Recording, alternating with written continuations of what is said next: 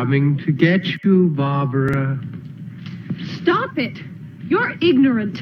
They're coming for you, Barbara. Stop it! You're acting like a child. Look, they're coming for you. Look, there comes one of them now.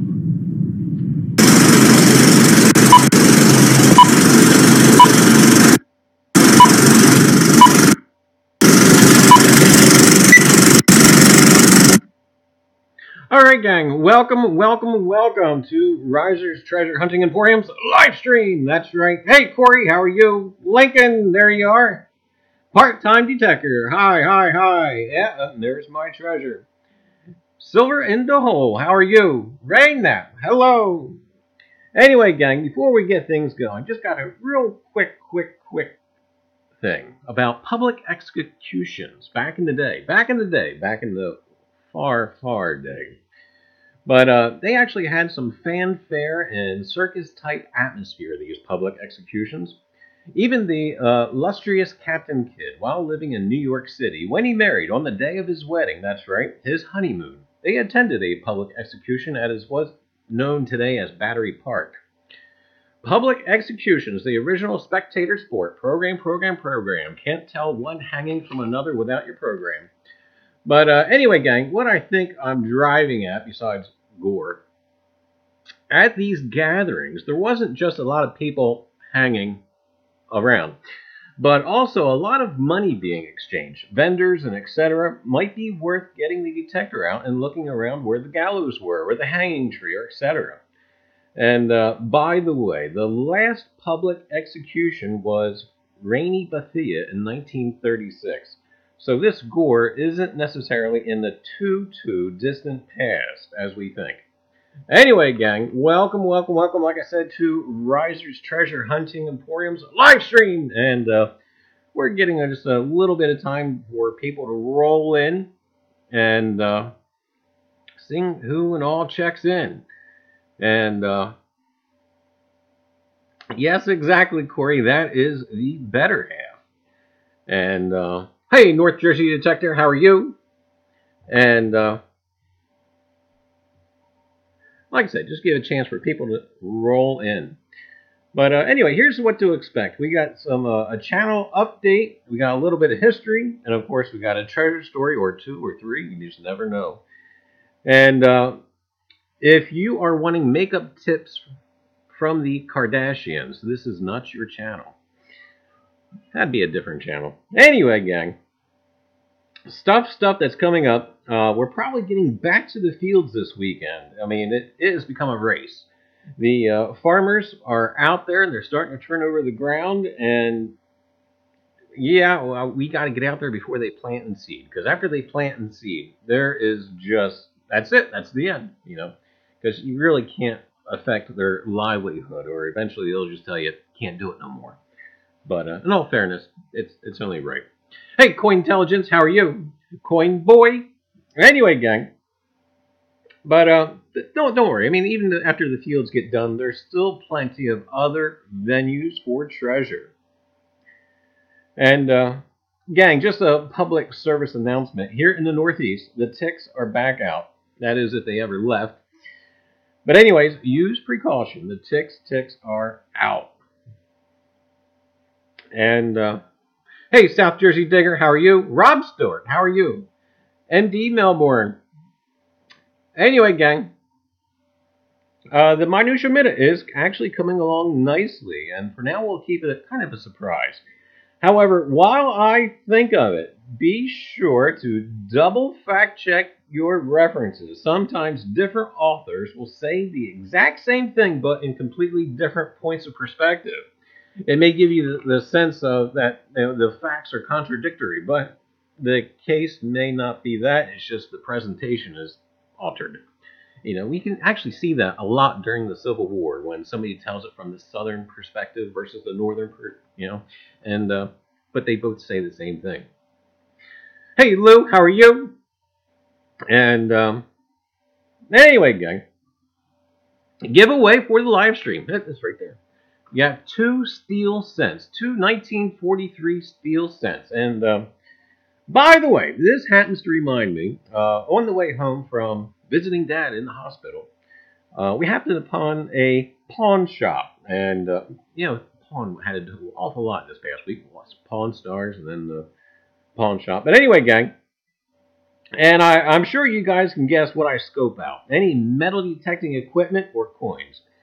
And I'll look at the other stuff, but more or less looking for metal detecting or coins, or, anything like that. But anyway, in this particular shop, this guy knew how to wheel and deal. Basically, he was selling box lots of coins, and he, of course, took all the silver out, which, is whatever, but he left all the copper and all the other goodies, and basically sold all of it for one lump price. So after pulling out several 1909 Lincoln Wheats, one was a VDB, I basically made a deal with him for the box. But you'll see some of that stuff much later. Some stuff I'll be selling, the stuff that I don't want. But if you guys want, I'll give you first choice at it, and you'll see if you want anything from it. But anyway, the giveaway coins here, the 2 steel 1943 cents is actually part of all that stuff. Hey, Jacob, now how are you? And anyway, gang, Lark Connor, how are you? So you'll see more of the stuff that I rescued from the pawn shop. And let me tell you this, if anyone is interested in starting a Canadian coin collection, I just may have the starter package for you. There's basically 60-some odd wheat cents, ranging from the small to the large. And they start, they end right around 1974. All copper, some nickel, some quarters. But there's also a teens Canadian dime. But anyway, gang, be on the lookout for it. Like I said, it would be a nice starter kit for like a Canadian connection.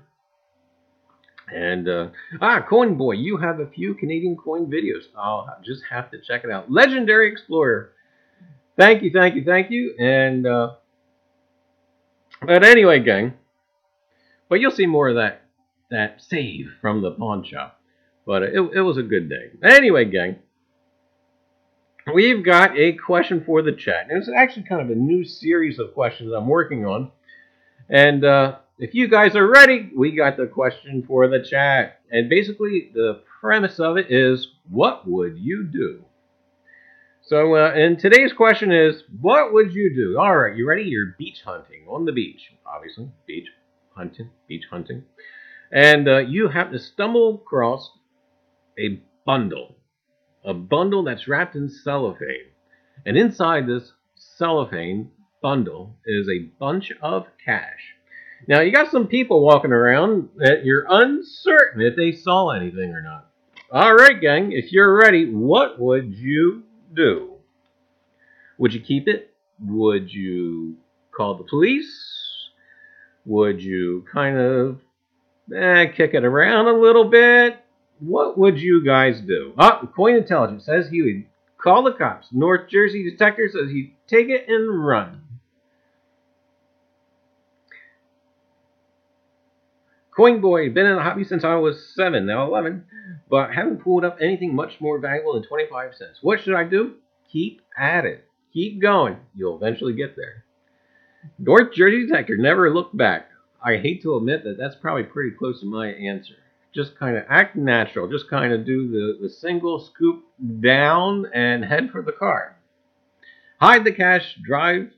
I missed it. Hey, Joe Butch, how are you? Rob Stewart says he'd turn it in. Honest old soul, sir. Yes. Good. Part-time detector says, stick it in my pocket, if it would fit. Omerta? What's Omerta? Is that somebody's name? I missed it. Anyway, Mark Connor says he would turn it in. Ray Knapp says, be like, see ya. I would leave it where it sits, Legendary Explorer. You know what? The one scenario that came across my mind was if it was like drug money, you just wouldn't want to be involved in it. What was that one movie? What was it? No Country for Old Men? Was that where he gets the drug money and then gets all kinds of mixed up with that guy? But anyway, gang. Recently got a Garrett AT Pro for my birthday. The chat went too fast. That should help. Hey, M.A. Lyman, how are you? Make it rain. Go to the local coin shop and spend it. Okay. Anyway, gang. What? Wait, are you doing a giveaway? Yeah, that's right. These things right here, the 2 steel cents, will be given away at the end of the end of the live stream. Bring it to the bank and deposit it.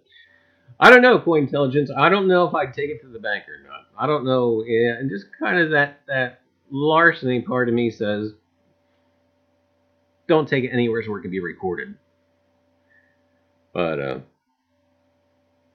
anyway, gang, that is the question for the chat. And I think you guys did great. We had a couple of different perspectives. That is wonderful. But anyway, gang, moving right along. What's the point of treasure hunting if you're not going to take it? Got me, Lou. Yep, you just got me. Deposit in small increments so they don't get suspicious. Okay, yeah, well, that's an idea too.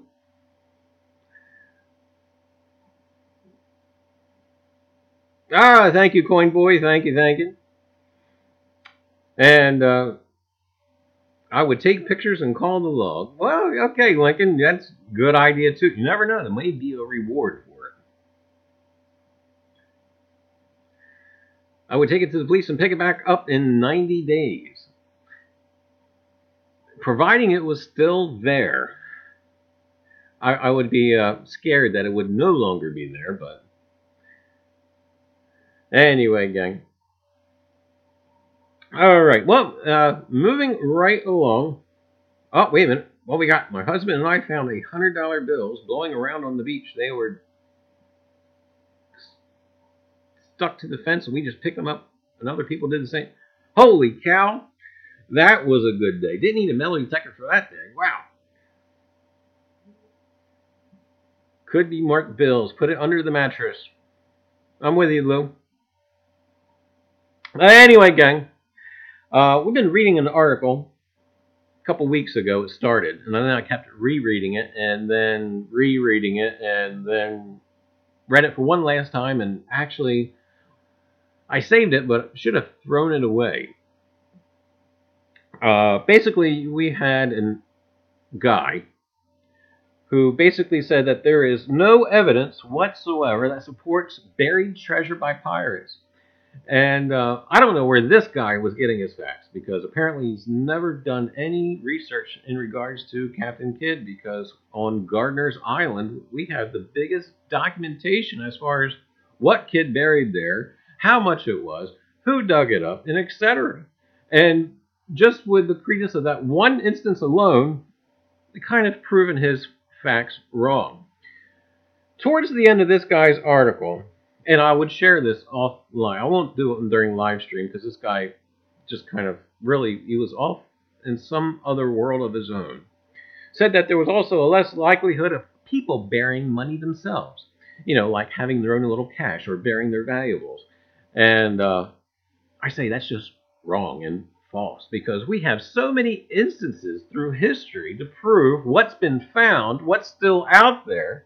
And I don't really know what the objective of this article was. Now, this guy was an archaeologist. I think he was, you know, it almost was like he was pointing the finger at us diggers and going, you might as well not dig because it's not really there and it's not true. It just had that kind of smug feel to it. But gang, there is so much evidence to the contrary to this article.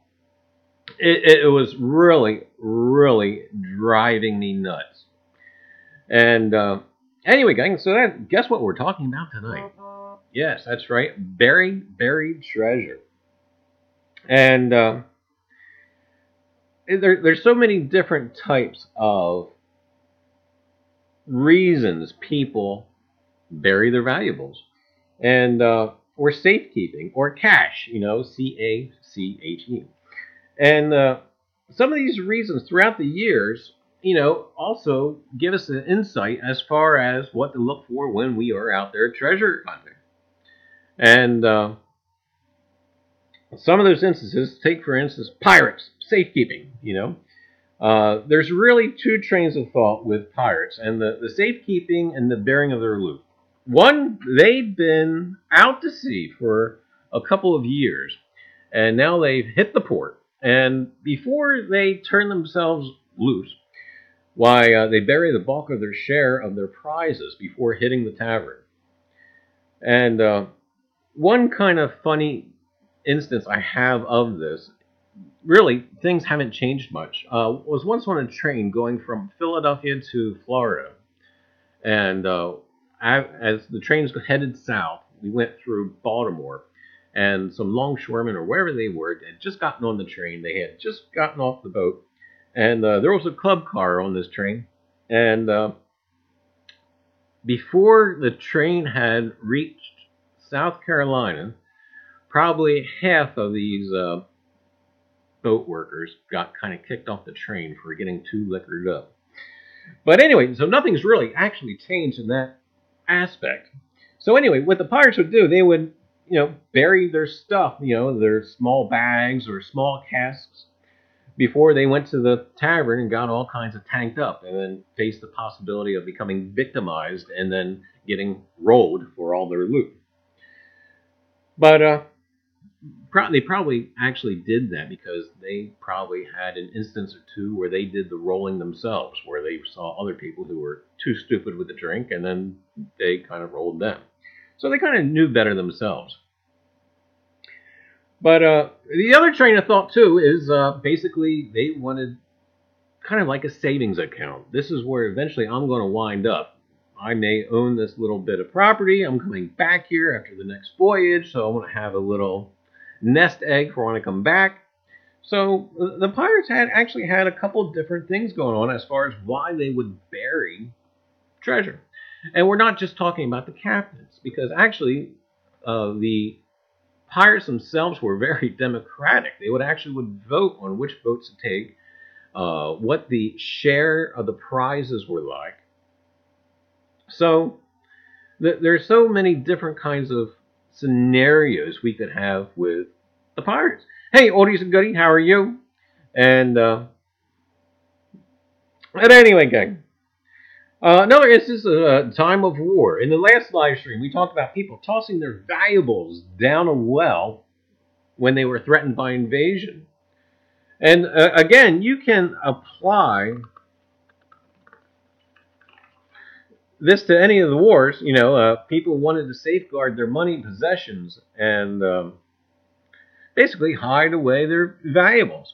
Oh yeah, and just a quick footnote, something that you won't find with your metal detector around this era: spices.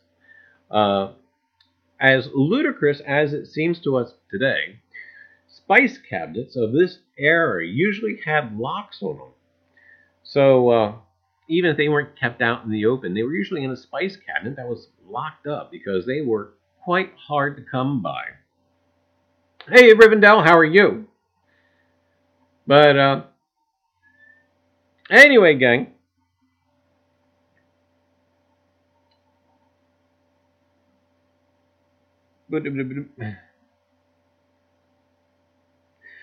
And probably the most prevalent catalyst of people safeguarding or stowing away their valuables was economic uncertainty, like a depression or a financial collapse.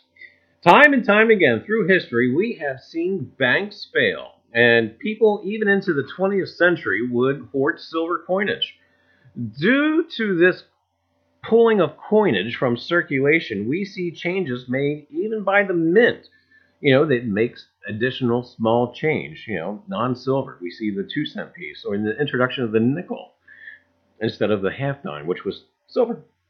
But anyway, gang, these are just some reasons why people from from pirates to colonists to citizenry would hoard, stash, stow. So the next time you happen to pass up those nail signals or whatnot, it could be the remnants of a treasure-laden cask or a small barrel or a small chest. And mason jar lids. I cannot pass one up. I am digging every mason jar lid I come across. But anyway, gang.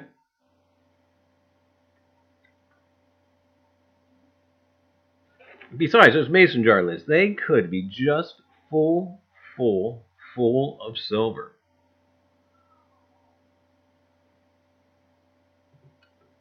But anyway, gang, in the last video, if you guys happen to have watched it, why, you would have seen the coin weight. And we're going to pop these up here. Whee!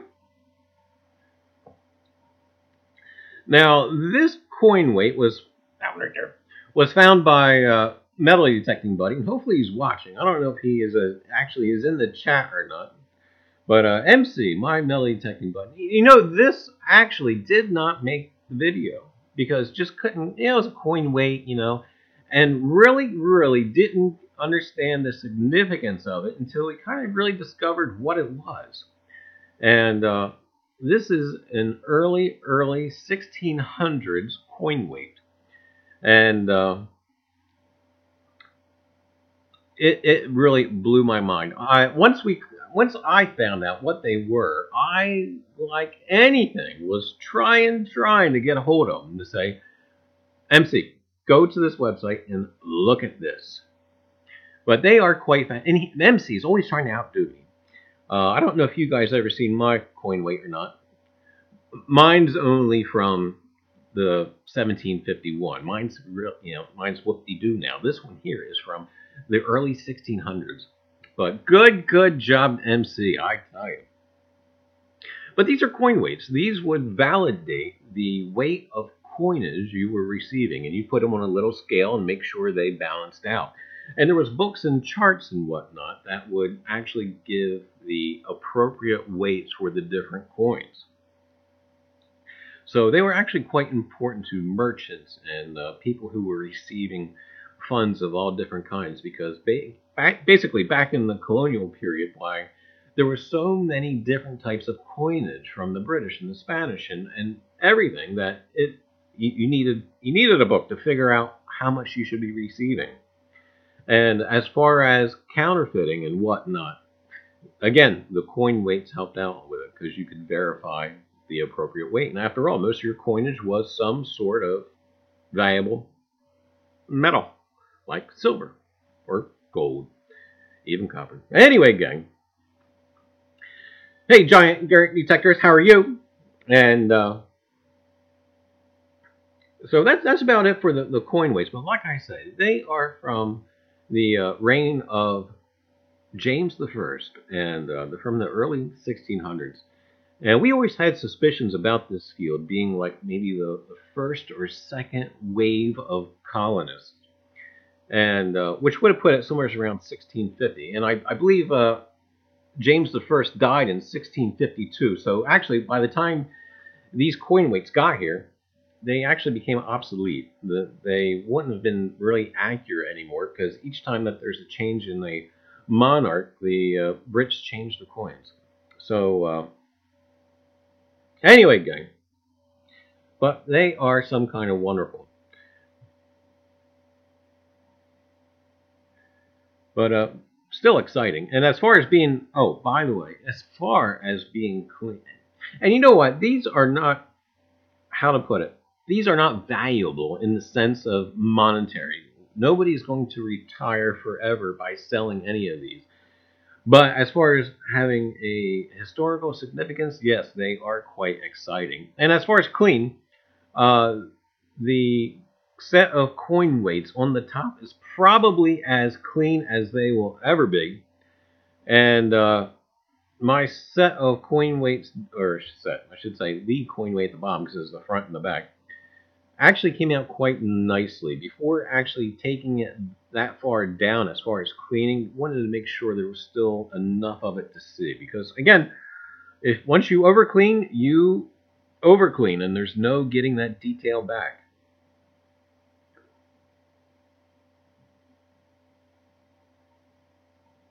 Anyway, gang, for you folks who might have came in late, that there is the live stream mini giveaway. They are two 1943 steel cents.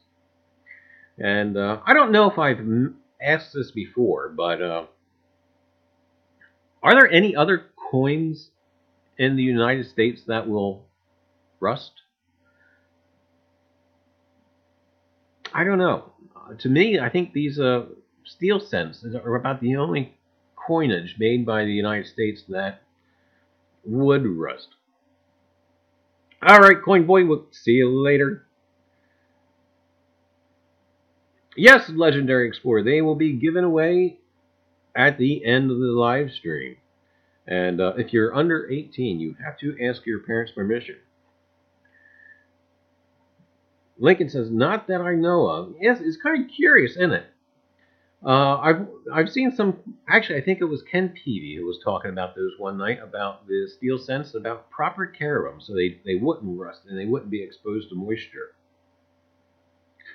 And for you guys, if you haven't checked out Ken Peavy and you want to gain some valuable knowledge about coins, do check out Ken Peavy. It's Peavey, I believe.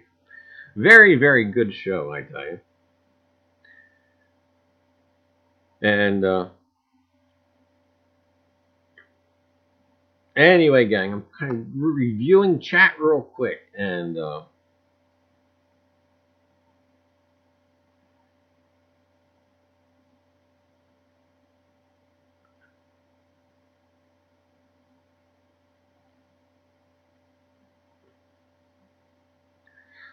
Lou, you mentioned the ECRDA. Actually, I saw an advertisement for that just the other day that somebody had posted on the YouTube, and I thought it was kind of cool.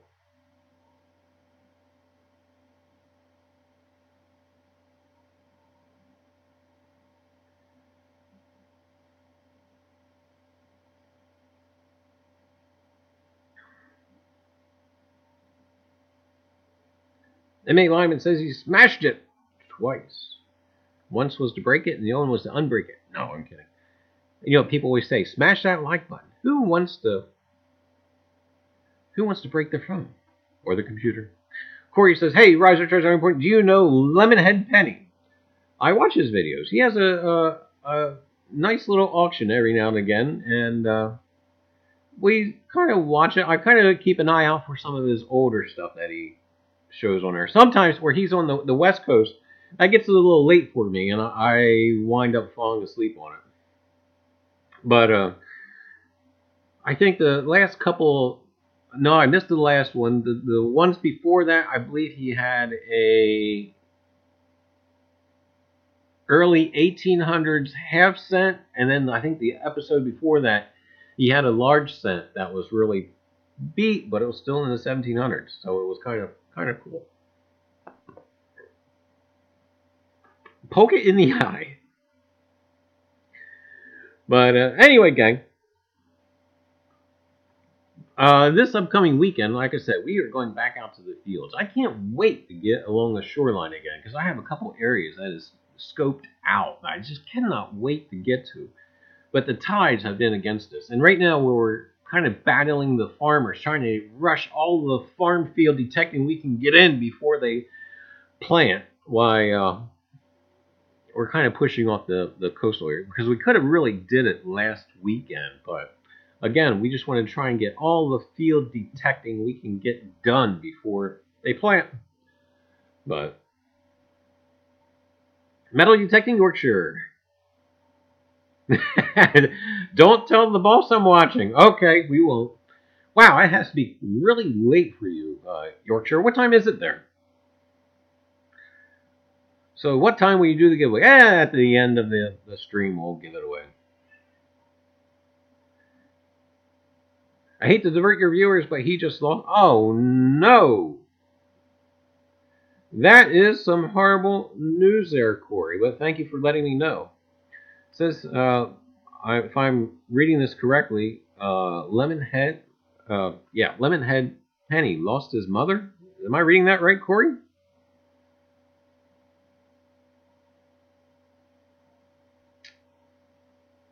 That's horrible.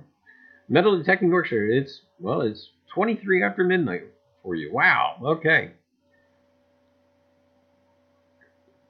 Giant. By the way, Giant, are you working too, or are you just up? Well, we'll keep him in our prayers, Corey. That is horrible. I did notice that Lemonhead said it was not going to be an auction and that we can make offers emailed. I didn't remember. I think I have it saved to my to watch list. But Legendary Explorer, saying tell me if I win. You gotta be your legendary because you have to pick a number, pick a letter, something of that nature. Lincoln, that is so horrible. Rivendell Point, this is your boss speaking. Get back to work now. But anyway, gang. Yes, very, very much condolences to Lemonhead and his family. That is some kind of horrible. But metal detecting Yorkshire, you know what? Even though that's a really, really tough shift to do. You know, like here in the States, some places call it the food house shift or third shift. It's actually a good metal detecting shift because you've got all morning while everybody else is at work for you to metal detect. I hear you, Al. That is quite a shame. Anyway, gang. Corey, I will have to check that out. Like I said, it's in my to watch later thing, whatever you call it. But yes, indeed, prayers for Lemonhead and his family. Wow, Digger's Den too?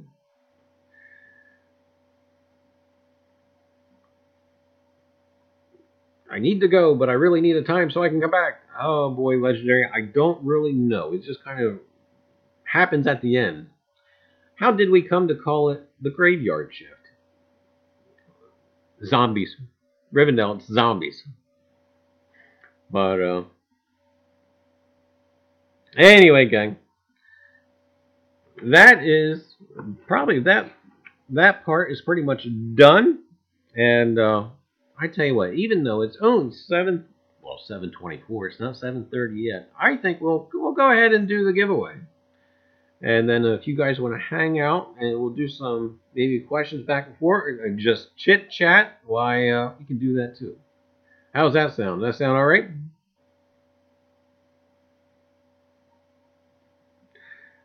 Part-time detector. I like to drop my daughter off at school and then go to parks when they're empty. Good idea. Zombies are awesome. Hi, sis. How are you?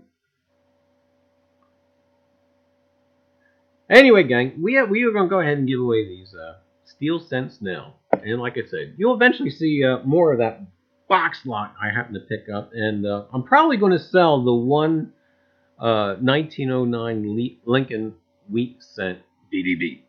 And because it's, I don't know, I just don't want it. I pulled out what I wanted, and then I'm probably going to let the rest of it go. But anyway, so yeah, be expecting to see some of that. The Canadian cents I don't want. And like I said, I pulled out what I wanted, and then the rest of it I'm going to probably let go. But anyway, these 1943 Steel Cents was in the lot, the box lot, and we're going to give them away tonight. In fact, we're going to give them away right now. Anyway, gang, my computer is showing me that I have 26 viewers. Can somebody actually confirm that for me?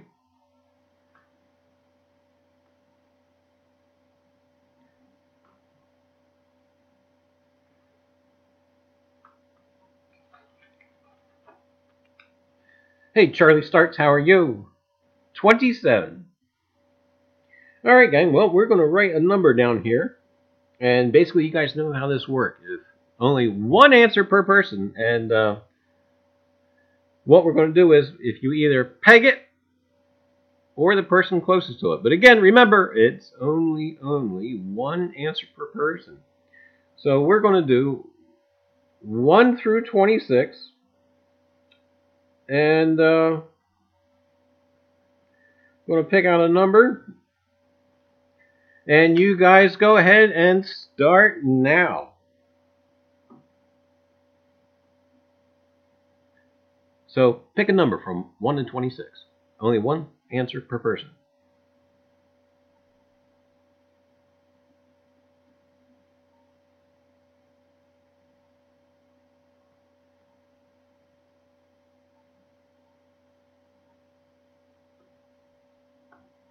And you guys can actually stop.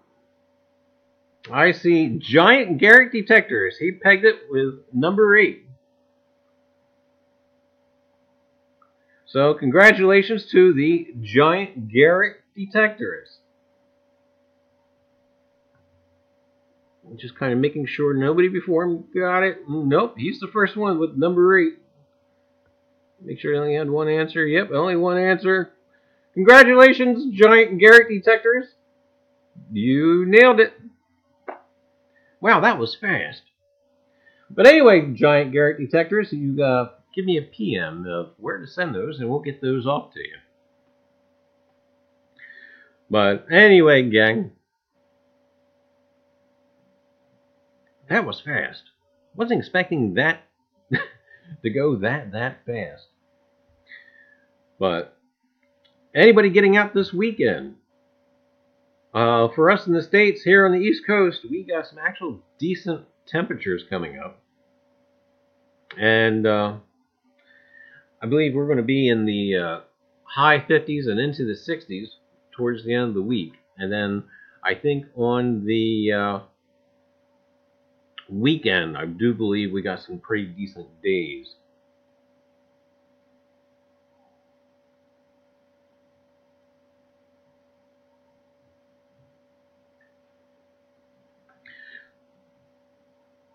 $61 tomorrow. Hey, Hoosier, how are you?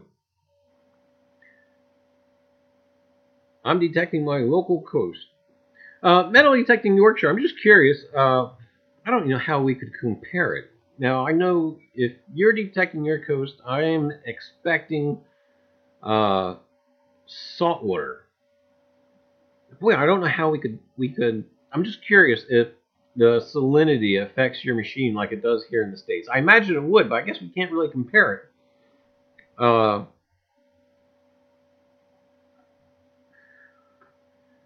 But I know that's one issue that we have here. The Garrett machine isn't bad. A lot of people don't like it because they don't like it full of the buttons. But if you can actually train yourself how to adjust the sensitivity and adjust the whatnot, why you can actually be pretty darn good around the salt water. It's just, again, you have to be able to control your machine. Hey, part-time detector. And, oh, you had to refresh. Your phone was behind. But, anyway, gang. That's pretty much, I think, all that we are going to do tonight. Sorry for making this so short, but we'll have stuff coming up. I know I got a couple of treasure articles that are just kind of laying by the wayside, which are quite interesting. Almost kind of like Civil War gold type stuff. And but anyway, gang, I just want to thank everybody for stopping by, and just remind you that treasure will not find itself. You need to get out there. And also, too, if you guys haven't been watching the one show on the History Channel, the Civil War, I tell you what, so far that's actually doing better than Oak Island, which is horrible, but anyway, gang. All right, Legendary Explorer, thank you. And Thanks, M.A. Lyman. That last hunt was something else. Oh, you got the coin, I think I saw. Good, good, good. I'm glad it got there. That was from the well, it was from that hunt that you saw the video on. And all right, Corey, we'll catch you later. And anyway, gang, again, good night and thank you. And we'll see you next Tuesday at 7 o'clock Eastern Standard Time. And before then, we'll probably either have another episode this weekend or a Minutia Minute. So anyway, gang, good night and go find your treasure.